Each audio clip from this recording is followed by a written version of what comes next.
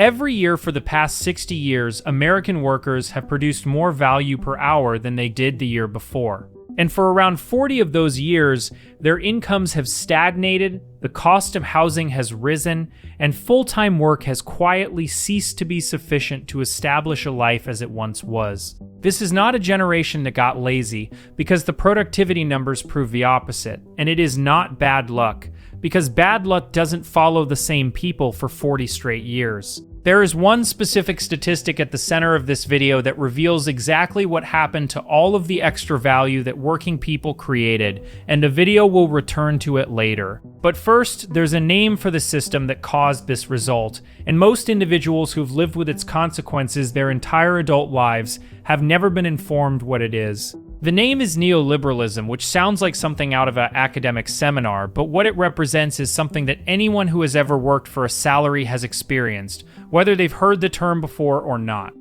The truth is that any system that benefits a small group at the expense of everyone else needs a story to defend itself, and neoliberalism's story is one of the most effective ones to be ever presented. The story presented to us is that markets are neutral, government intervention always makes things worse, freedom entails deregulation, and if your earnings aren't rising but your rent is, then it's a personal problem rather than a structural one. This narrative was created by a specific group of economists and supported by specific firms and affluent families with a clear financial stake in people believing that the government should stay out of the economy. The intellectual foundations were laid at a private gathering in Switzerland in 1947. Attended by economists and thinkers whose explicit goal was figuring out how to protect concentrated wealth from democratic governments that workers were successfully pressuring to distribute it more fairly. By the 1980s, that framework had become official policy in both the United States and the United Kingdom. The aim was straightforward: dismantle the organizations that granted workers authority, free businesses from financially burdensome commitments, and refer to the entire process as freedom. And here is what the narrative never tells you, which is that every market in history has been built on a specific set of rules, and those rules were not handed down by nature.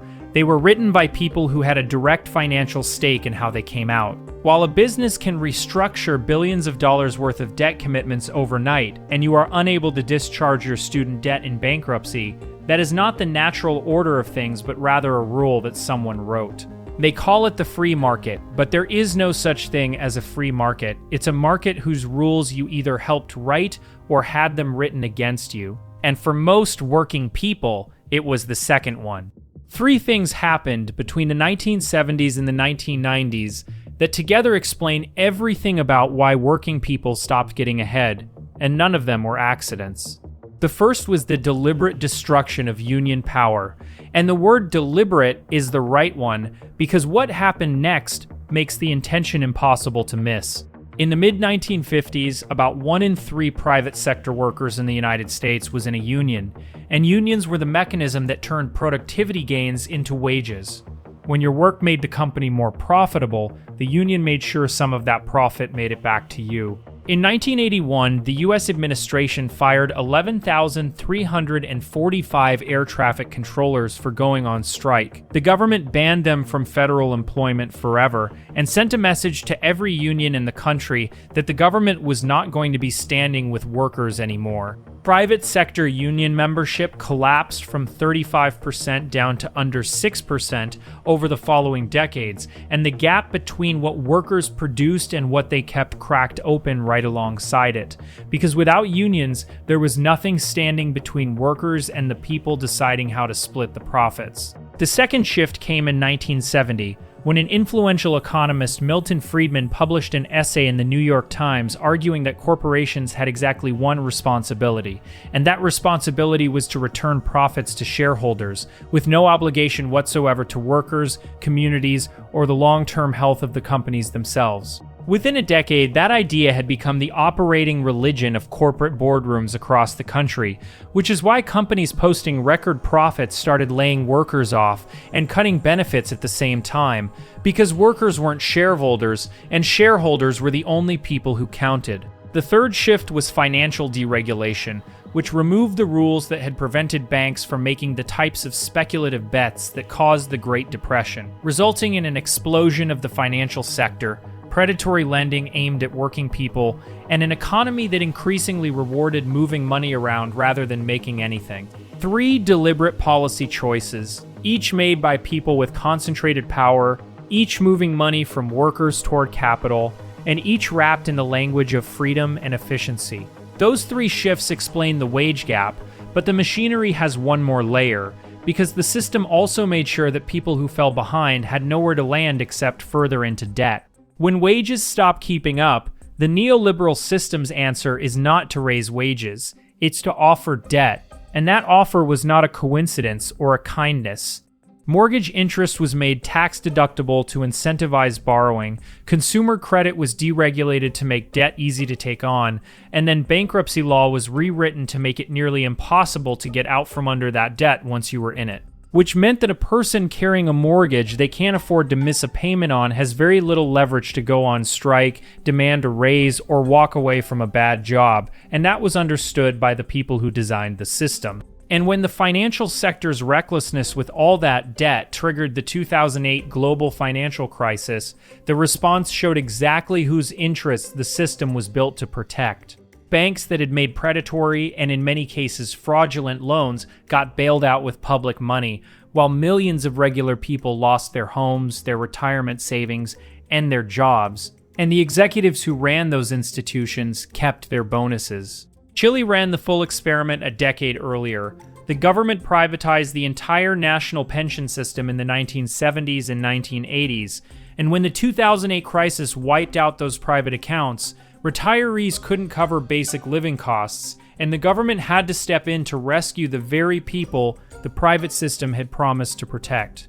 This was the financial industry that collected decades of management fees from those pension accounts and was completely unavailable when the accounts went to zero. The bailout and the pension collapse make the priorities of this system impossible to argue with, but the most important question is whether any of this was inevitable, because the answer is no, and a specific 30-year stretch of history proves it. There is a period of American economic history that the neoliberal story has no explanation for, and it ran from the end of World War II through the mid-1970s. During those 3 decades, union membership was at its highest. The top tax rate on the wealthiest Americans was above 90% for part of that stretch. Financial regulation was strict, and wages rose roughly in line with what workers were actually producing. The result was some of the fastest, broad-based economic growth in American history, an expanding middle class, and a measurable reduction in the gap between the wealthiest and everyone else. That is the exact opposite of what neoliberal theory says should happen when workers have power and the wealthy pay high taxes, and the people who spent 50 years arguing those things would kill growth have never satisfactorily explained those decades. Even the original text that free market theory is built on specifically warned that employers left to their own devices will naturally coordinate to suppress wages, and that concentrated corporate power destroys competition rather than creating it.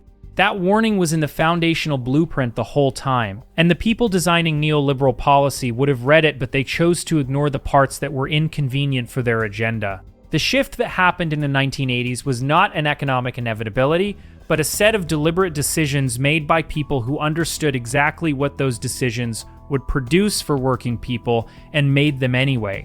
Knowing what got taken and how it got taken is the first step, and the second step is understanding what it would actually take to change it, because the answer is not to tear the whole thing down. Here is the number from the opening of this video. Between 1979 and 2020, productivity in the United States went up by 62%. Meaning workers are generating dramatically more value per hour than they were 40 years ago.